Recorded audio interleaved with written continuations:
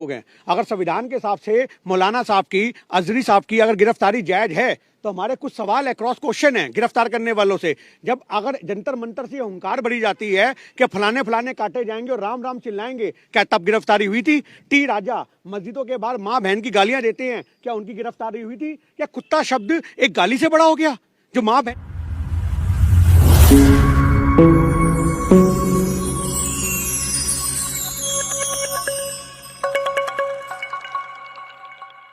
बहन की गालियां उससे बड़ा हो गया। आपने इनके बयान सुने नेताओं के? 2019 में बयान दिया गया कि कब्रों से निकाल करके जो मुस्लिम महिलाएं हैं उनका बलात्कार करो।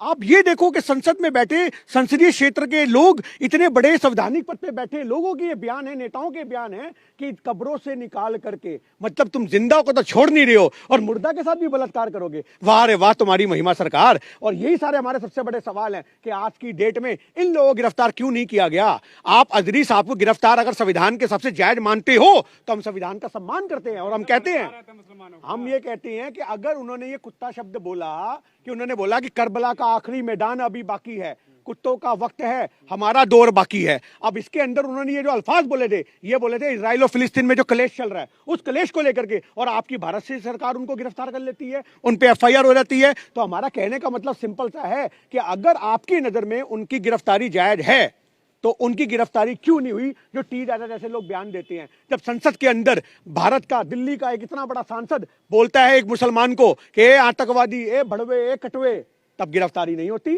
तब उनको नहीं निकाला जाता। और राहुल गांधी अडानी पे सवाल पूछ ले तो उसको बाहर निकाल देते हैं। ये हमारा सबसे बड़ा मुद्दा है कि आपने, दौर क्या आएगा? दौर थोड़ी आएगा। दौर आने का मतलब यहां पर ये है कि भैया हर किसी का वक्त आता है। आज तुम्हारी सरकार है, जिसकी लाठी उसकी भैंस चल रही है ना, तो कोई दिक्कत नहीं है। आज वक्त बदलेगा, तख्ता बदलेगा, सरकारें बदलेंगी। आज की डेट में अगर संविधान के हिसाब से देश नहीं चल रहा तो सवाल बनते हैं। अगर संविधान के हिसाब से अजहरी साहब की गिरफ्तारी जायज है तो जितने मैंने पॉइंट रखे हैं उनकी गिरफ्तारी क्यों नहीं हुई? महिलाओं का, मुस्लिम महिलाओं का बलात्कार करने की बात की जाती है, कोई गिरफ्तारी नहीं होती। उनको राम राम बोलेंगे, काटे जाएंगे, तब गिरफ्तारी नहीं होती। इतने बड़े बयान दे दिए जाते, तब गिरफ्तारी नहीं होती। संसद के अंदर बैठ करके एक सांसद को बोला जाता है ए आतंकी, ए मुसलमान, ए कटवे, आप समझो, तब गिरफ्तारी नहीं होती। कुत्तों का वक्त है ये, इससे क्या मतलब? कुत्तों का वक्त, भैया जिसके लिए भी कुत्ता बोला है वो अपने आप को कुत्ता क्यों समझ रहा है? आज एक बात छोटी सी समझिए ना, अगर बोला गया है कि कुत्तों का वक्त है या कुत्तों का जमाना है या कुत्तों का दौर है, तो आप, अगर आप कुत्ता नहीं हो और मैं कुत्ता कुत्ता चिल्लाऊं और आप अपने ऊपर ले लो तो ये आपकी कमी है। ना तो उन्होंने किसी धर्म का नाम लिया, ना तो उन्होंने किसी बंदे का नाम लिया, आपने उसको सांप्रदायिकता से जोड़ा ना। तो हमारा मुद्दा सिंपल सा है कि जब आप महिलाओं का बलात्कार करने की बात करते हो, फलानों को काटने की बात करते हो, इनके ठाकुर साहब बोलते हैं गोली मारो सालों को, तो इससे बड़ा बयान क्या होगा भड़काने वाला? क्या ये मुस्लिम लोगों को प्रवोक करने की बात नहीं है? और उसके बाद सुरेश चौरंकड़े जैसे लोग मुफ्ती साहब के चेहरे के ऊपर सूअर की शक्ल लगा लगा के एक प्रोग्राम चलाते हैं, तो क्या वो देश में भड़काने वाली बात नहीं है? तो ये भी कह रहे हैं कुत्ता हिंदुओं को कहा गया है। ये तो उनकी गलतफहमी है ना। यही तो मैं आपसे कह रहा हूं कि आज हमारे देश में सांप्रदायिकता की आग में अगर देश को कोई झोंक रहा है तो वो देश का गोदी मीडिया है, सुरेश चौरंकड़े जैसे लोग हैं। अब एक बात सोचिए, मुफ्ती साहब एक धर्मगुरु हैं, एक धर्मगुरु के चेहरे के ऊपर अगर आप सूअर की शक्ल लगाओगे तो आपको क्या लगता है कि देश के अंदर आप एक देश में नफरत का माहौल नहीं परोस रहे? मुफ्ती साहब का कुत्ता शब्द तो फिर भी लोगों ने, मुट्ठी भर लोगों ने सुना होगा, पर तुमने अपना लाखों हजारों करोड़ों लोगों को व्यूअरशिप है, उसमें मुफ्ती साहब के चेहरे पर सूअर की शक्ल लगा करके मुसलमानों को प्रवोक करने का काम किया है। कब इसकी गिरफ्तारी होगी सुरेश चौरंकड़े की? हम ये मांग करते सरकार से, सुरेश चौरंकड़े जैसे लोगों की गिरफ्तारी हो, उनका गोदी मीडिया बंद होना चाहिए। आप ये क्यों नहीं देखते हो? आज हमारे देश में अगर मुफ्ती साहब की गिरफ्तारी, हम संविधान का सम्मान करते हैं, अगर उनकी गिरफ्तारी जायज है तो हम कहते हैं बिल्कुल सही, पर आप एक छोटी सी बात बता दो, उनकी गिरफ्तारी कब होगी? टी राजा जैसे लोगों की उनकी गिरफ्तारी कब होगी? जब मुस्लिम महिलाओं को कब्र से निकाल के बलात्कार करने की बात करते हैं, उनकी गिरफ्तारी कब होगी? जब बोलते हैं कि फलाने काटे जाएंगे, राम राम चिल्लाएंगे, उनकी गिरफ्तारी और उनको संसद से कब निकाला जाएगा? जो संसद के अंदर बैठ के बोलते हैं आतंकी, भड़वे, बुल्ले, कटवे, उनकी गिरफ्तारी कब होगी? ये हमारे सवाल है। मिश्रा का बयान आपने दिल्ली में ही सुना था, आप उनारा, आपको स्लोगन याद होगा, तो ऐसे लोगों को भी तो छोड़ दिया जाता, खुलेआम दिल्ली बना रहा है। मैं आपसे यही तो कहना चाह रहा हूं ना, आज धर्म विशेष को टारगेट करने के लिए आप ये रणनीतियां अपनाओगे तो आपसे सवाल खड़े होंगे। आप अगर देश में एक संविधान के हिसाब से देश चलाओगे तो फिर आप हिंदू और मुसलमान मत देखो। आपको किसी के बयान से अगर आपत्ति है तो आप उसको भैया दर्ज करो मुकदमा और उसको हवालात में डालो, पर आप धर्म विशेष के लिए छूट दे दो। मतलब अगर तुम्हारे साधु संत महामंडलेश्वर साहब ने जंतर मंतर से हुंकार भरी थी, महामंडलेश्वर साहब ने जंतर मंतर से हुंकार कि मैंने 40 मुसलमानों को मारा है, मैंने 40 मुसलमानों को, आपके चैनलों के अंदर भी रिकॉर्ड होंगे वो कार्यक्रम, उन्होंने जहां धरना प्रदर्शन किया था, जो बंदा इतने मुंह से बात बोलता है मैंने 40 मुसलमानों को मारा है। हाँ जी, अपना गुनाह कबूल दिया, उसके बाद उनकी गिरफ्तारी नहीं। अरे तो आप ये चीज देखो ना, आप एक धर्म विशेष को छूट दे रहे हो कि जो भगवा पहन लेगा यानी कि उसको ये सब बयान देने का, मुसलमानों को टारगेट करने का राइट मिल जाएगा।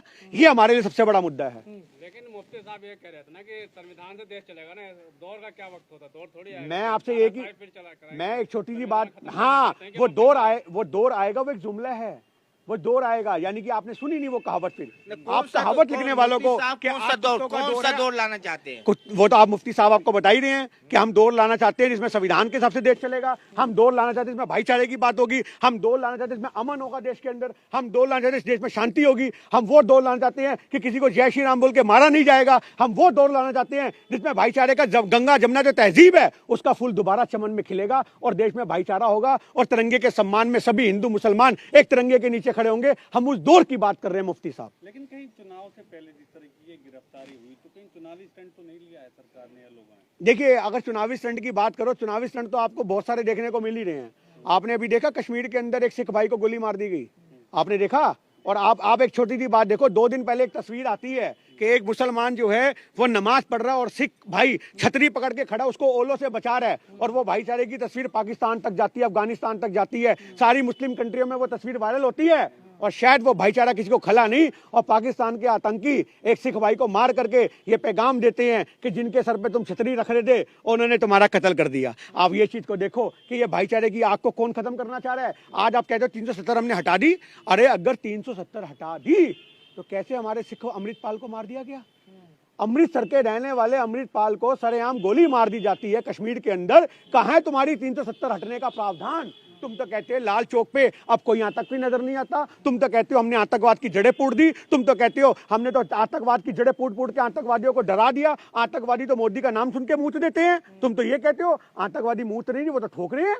अरे आपके बस की अगर सरकार चलानी नहीं है ना, आप हमारे लिए बॉर्डर खोल दो, हम अपने आप पाकिस्तानी फौज से निपट लेंगे, हम अपने आप आतंकवाद से निपट लेंगे। जैसे लोग जो भड़काएंगे एक कौम को, तो लोग तो भड़केंगे ही। आज भड़केंगे तो गोलियां मारने वाली बात आतंकवाद की, तुम्हारी प्रावधान की जो हटाने की बातें दी उसकी सुरक्षा कहां है?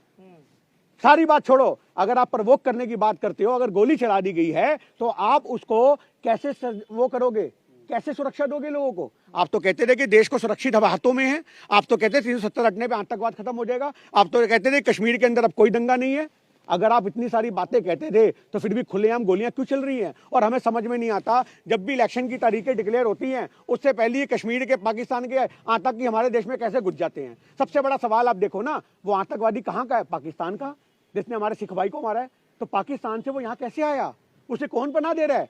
तुम्हारी धाराएं जो हैं हटने के बाद भी हमारे देश में शांति, अमन, चैन क्यों नहीं बन पा रहा? ये सवाल तो सरकार से पूछने बनते हैं ना। लेकिन जो देश विरोधी है उन पर टीराजर नकेल कसने की बात तो कर रहे हो। देश विरोधी कौन है आपकी नजर में जनाब? कौन है आपकी नजर में देश विरोधी? जो जालीदार टोपी पहन लेगा मुसलमान है वो देश विरोधी हो जाएगा? आज भी अगर गोली मारी गई है तो वो पाकिस्तान का आतंकवादी है, भारत का मुसलमान नहीं है। आप आतंकवादियों को धर्म से मत जोड़ो।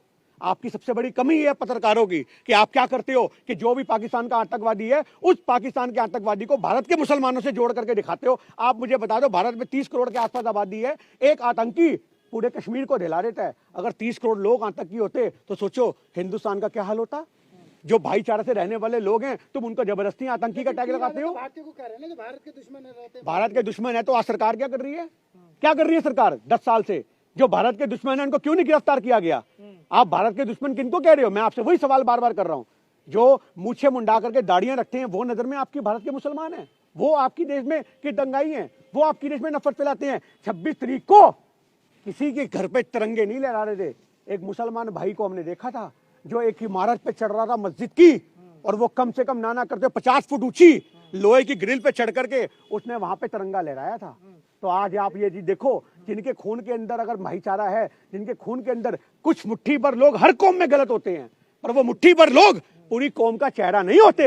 ये बात आपको समझनी पड़ेगी। लेकिन अगर जिस तरह से मुफ्ती या मौलाना इन लोगों को डराया जा रहा है एक छोटे बयान पर, कुत्तों वाली बात पर, लेकिन जिस तरह से साधु संत कुछ साधु संत, हम सब की बात नहीं करेंगे, बयान देते तो क्या मुसलमानों को गिरफ्तार कर मौलानाओं को ये डराने की कोशिश है भारतीय मुसलमान। ये तो आप ये सोचो, इतने बड़े मुफ्ती को गिरफ्तार कर लिया गया तो आम मुसलमान का क्या हाल होगा।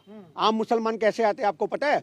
अगर सोशल मीडिया पे अगर कोई जज्बाती होकर के उल्टा फुल्टा बयान देता है तो वो ऐसे आ रहा होता है घर वापसी, ऐसे करके उसकी टांगों पे, लातों पे, हाथों पे यूपी पुलिस का प्रसाद मिलता है, उसको उठा लिया जाता है। आम मुसलमानों की तो आप बात ही मत करो। एक आम नागरिक भारत का कोई भी हो, उसको तो ये राइट ही नहीं है वो सरकार से सवाल कर सके। आज बड़े बड़े अगर मुफ्ती या ओवैसी साहब जैसे या बाकी और जो लीडर हैं, राहुल गांधी जैसे जो इतने बड़े बड़े नेता अगर सवाल करते हैं, उनको नहीं बख्श रहे। आप ये देखो राहुल गांधी साहब की आपने देखा क्या हालत करी। अभी एक छोड़ो बात को, असम के अंदर यार यात्रा कर रहा एक राष्ट्रीय नेता, इतना बड़ा नेता, उसकी बस रोकने के लिए वहां पे लोग आ जाते हैं। कैसे आ गए? आप सुरक्षा नहीं दे पाए। आप असम की सरकार से पूछो कि आप राहुल गांधी को सुरक्षा नहीं दे पाए, पर वो राहुल गांधी वहां से उतरता है एक शेर की तरह और वहां जाकर के अंधभक्तों की भीड़ में बोलता आओ मारो, आओ मारो। वो है राहुल गांधी, वो शेर है। पर तुम लोग एक बात सोचो कि तुम सुरक्षा किसको दे पा रहे हो? मुसलमान सड़क पे उतर गए हैं, उनकी रिहाई की मांग कर रहे हैं, तो क्या मुसलमान में गुस्सा दिखना चाहते हैं? भारतीय मुसलमान कितना ऊपर आ जाते हैं कि मौलाना को उठाने पर। हम तो एक ही बात कहते हैं, जितने भी मुसलमान लोग आज संविधान के हिसाब से धरना प्रदर्शन कर रहे हैं तो वो संविधान ने राइट दिया है, इसमें क्या गलत है? बट आप अगर सही जगह पे धरना करोगे तो आपको लोग समर्थन देंगे। आप सड़कों की जगह जंतर मंतर आओ, आप रामलीला मैदान की परमिशन लो, पूरा रामलीला मैदान भर दो, किसने मना किया? पर आप सड़कों पे आओगे तो आपको फिर घेरा जाएगा, क्योंकि आपके ऊपर, मेरी बात सुन लीजिए, आप सड़कों पे आओगे लाखों की तादाद में, उसी में कुछ 4 आदमी कोई ऐसे भी हो सकती हैं जिनको ये चीज बर्दाश्त ना हो, वो बस से तोड़ दे और इल्जाम आप पे आ जाए, वो कोई खून खराबा कर दे, इल्जाम आप पे आ जाए। इसके लिए लेकिन एक सवाल ये है गिन्नी जी, जिस तरीके से ये मुफ्ती साहब वाला मामला चर्चा में आया, वहीं मीडिया ने उन्हें जहरीला बयान और जहरीला मौलाना करके संबोधित किया, तो ये भी तो कहीं ना कहीं एक तरह से जहरीला या जब तक हमारा संविधान कहता है कि जब तक किसी आदमी का जुर्म साबित ना हो जाए, आप संविधान की तरफ से उसे मुजरिम भी नहीं कह सकते, उसे मुजरिम कहना भी गलत होगा। और आपने तो मुफ्ती साहब की गिरफ्तारी पे ही, खाली एक FIR पे ही अपना आप कोर्ट का फैसला सुना दिया। अगर सारे फैसले थाने में होने हैं, सारे फैसले मीडिया में होने हैं, तो आप बंद कर दो फिर कोर्ट कचहरी को। अगर मीडिया में ही फैसले होंगे कि ये दोषी है, ये मुजरिम है, ये आतंकवादी है, ये जहरीला है, ये फलाना है, ये ढिमकाना है, अगर मीडिया ही नहीं इंसाफ करना है